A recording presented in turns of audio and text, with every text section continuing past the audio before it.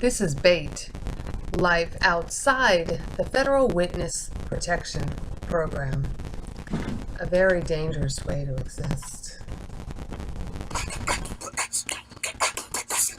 Skinheads, deadhead, everybody, gun bad, situation, aggravation, everybody, allegation, innocence, on the news, everybody, dog food, bang bang, shot dead, everybody, gun bad. All I wanna say is that they don't really care about us.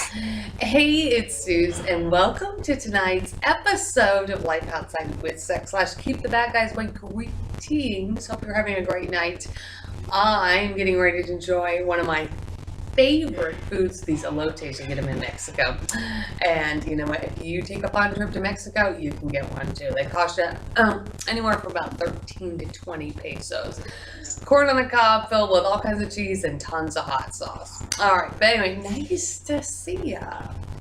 Hey, guess what? I had to report an ER physician that I worked with, the Homeland Security investigations this morning. I mean, you know what? It's like, I just knew it. I just knew that there was something wrong with this hospital. Okay, so get this. I worked with this doctor a few times. He is a Persian doctor. And you know what? It's like, boy, dude, I'm telling you, it's just too bad I'm a nurse and not like an undercover person, you know, like a real undercover person that's getting paid, because, you know, I'm actually getting pretty good at this. But you know, sadly, I just never had any kind of idea how much organized crime there was in the United States until I actually got in this mess myself. Okay, but anyway, so this Persian doctor, I asked him a few days ago, I'm like, hey, where can I get some Besanjun? Now, hey, if you know anything about Persian food, Besanjun is like, it is awesome. It's a chicken dish, but it is the pomegranate mixed sauce that they marinate over chicken, and it is absolutely phenomenal. I mean, if you ever taste Besanjun, you will never, ever, ever forget it. I mean, and if you go to Persian restaurants, not all Persian restaurants carry Besanjun because it is difficult to make, and it is considered kind of like a luxury food. But so I asked the ER doctor, where can I get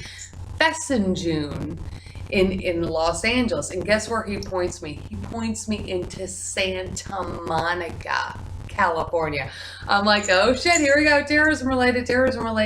Here's the Persian ER doctor trying to lure me into Santa Monica, California.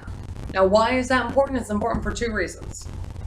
One reason is that Wendy DeVita Rosen, another victim of terrorism like me, that has helped the FBI, many times and like totally fucking gotten screwed, who's also a witness to my case, because her case and my case are linked in through one terrorist, this fucking jackass. This was one terrorist, is Payman Safadi. Thank you, Senator John Kyle, for getting the evidence. But so our cases are linked in together. And so Wendy DeVita Rosen was actually last known to be like existing, I wouldn't even say living, existing in Santa Monica, California. And I had a real disaster down there myself a couple years ago. Forced to sleep in an apartment that was full of bugs. I was forced to sleep on the beach for a couple weeks because there was a delay in a background check from a Corps Med staff, said that there was a delay in a background check out of Nevada, so they couldn't get me to start working right away. I mean, supplemental health care had direct deposited a nursing shift. It didn't go through the Santa Monica Police Department, were a bunch of assholes, and I had to call Special Agent Paul Burkholder with Homeland Security Investigations in Houston, Texas, to unlock a cyber hack of my bank account when I was standing in the Santa Monica Police Department. So you see, Santa Monica in California is like a horrible place. It is definitely one of these places that I think the United States government is using to either harbor or cover up for terrorism. And somehow the FBI has hacked Santa Monica, California, in more than one way, and able to do that. So, I thought it was really interesting that this Persian doctor points me into Santa Monica. Yeah, like, okay, out of all places in Los Angeles, you point me into Santa Monica. Well, I'd call Special Agent Burkholder on that. I'm like, fuck that, that's bullshit. You know, I'm like, dude, that's what I said. I knew that there was something wrong with the hospital. Oh God. And you know, I actually ended up resigning from my nursing job last night because I got up there, went up from Mexico into LA, and I was getting discriminated against by the ER nursing staff. Now, this is days after I asked this person doctor about June. I started getting discriminated against by nursing staff because I was bringing my suitcase into work, because I was wearing a fanny pack and putting my passport, my money, and my credit cards in there. I was getting heavily, heavily discriminated against. Like, they weren't even joking. They were just discriminating, and they were being assholes to me prior to the start of my shift and prior to the start of me getting my nursing assignment for the night. So you know what I did? I just literally last night, you know what? It's like, I don't want to be around any terrorists. I don't want to be around this Persian fucking doctor who's obviously a fucking goddamn terrorist. I don't want to be around him. I don't want to be around these fucking corrupt cops, and I don't want to be around this fucking goddamn nursing staff that they've already hacked. So what I did is that I went to the nursing office, turned in my badge. I said, I really like this hospital, but I'm being discriminated against by the ER staff, so I'm resigning. And then I made sure I gave my Homeland Security victim letter, that big one I have all over the internet. I made sure that I gave 2 copies of that to the security guards at the hospital for their point of reference, so they can see that it's a Homeland Security issue.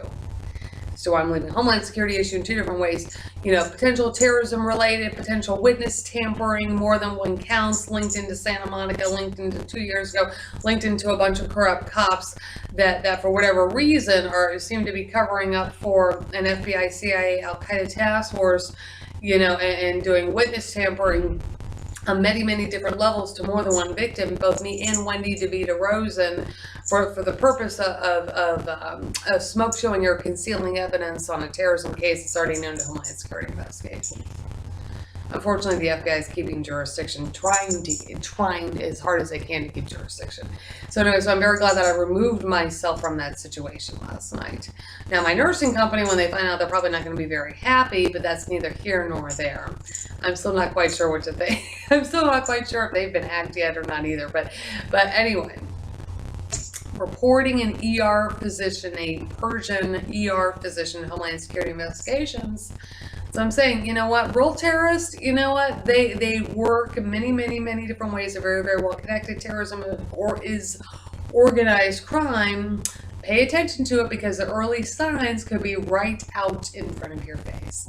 That's tonight's episode of Life Outside Wits That Keep the Bad Guys Away. Keep your stun gun handy if you're in the United States. There's real criminals and terrorists out there, ones that the FBI knows about. Thank you, Senator John Kyle. Ones that the FBI knows about and intentionally chooses to do nothing about anything. I'll see you next time.